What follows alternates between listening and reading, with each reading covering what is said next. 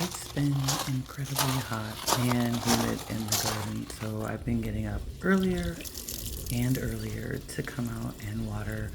I try not to disturb the bees, but which is why I've been watering my hands. So I try to get up early and get out and be respectful to my pollinators who are out doing great work for me and making sure that my plants are getting pollinated. So I'm here just giving each plant a nice drink.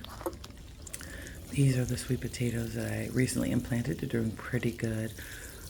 So yeah, just going around, looking at the health of the garden, just seeing everything. And this gives me an opportunity to see how things are doing as well.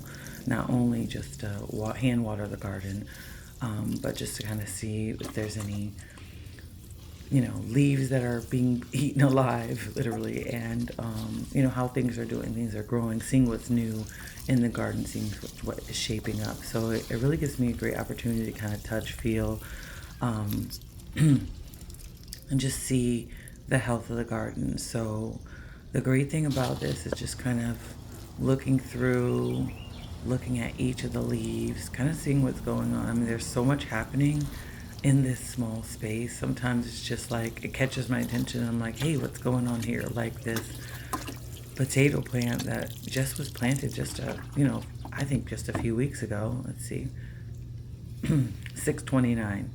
And as you can see, we've got some green happening already.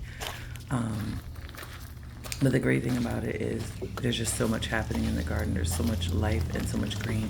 And with it being mid-July, it's still doing pretty well. I mean, I think I've got some pretty green and lush looking plants. Like, yeah, there's some browning. Yeah, there's some things happening. But I think that happens even in June or other times. So we kind of just grow with it, go with it.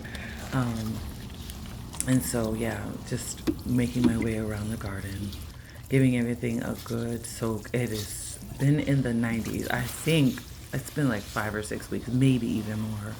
Um, but I think despite the heat, except for my poor little peas, which I think are pretty well crisp at this point, things are going well. These plants, I think, are growing really slowly. I don't know if I'm going to give up on them.